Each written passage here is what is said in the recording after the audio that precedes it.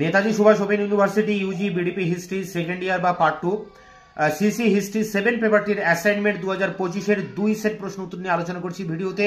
তা প্রথমে দেখো সেট 1 এর যে প্রশ্নগুলো এসেছে। প্রথম প্রশ্ন, সুলতানি যুগের আকবর কাকে বলা হয়? ফিরোজ শাহ তুগলককে। পরেরটা, বিজয়নগর সাম্রাজ্যের প্রতিষ্ঠাতা কারা ছিলেন?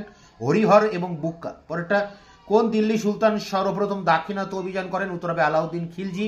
পরেরটা, ভারতের চিস্তি সিলসিলার প্রতিষ্ঠাতা কে ছিলেন? খাজা মঈনুদ্দিন চিস্তি। পরেরটি, কিতাবুল রেহালা কার লেখা? উত্তর হবে ইবন বতুতা। পরেরটি, কোন সুলতান লাখ বক্স নামে পরিচিত ছিলেন?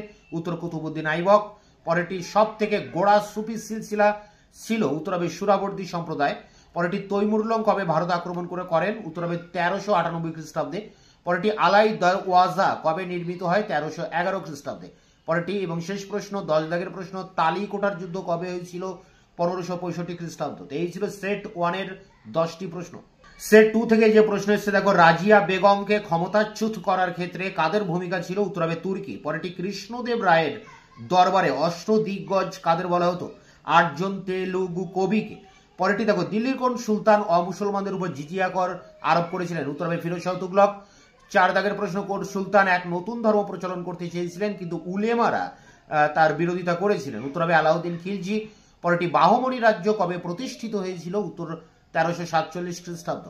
পরেরটি দেখো, মধ্যযুগীয় ভারতে কে সর্বপ্রথম পূর্ত বিভাগ প্রতিষ্ঠা করেন? উত্তর হবে ফিরোজ শাহ তুগলক।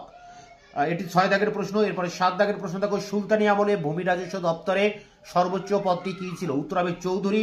এখানে পাটোয়ারি মালিকও হতে পারে, তবে পাটোয়ারি গ্রামের ক্ষেত্রে ছিল, চৌধুরী পরগনার ক্ষেত্রে। সেই দিক দিয়ে চৌধুরী অ্যান্সার হবে।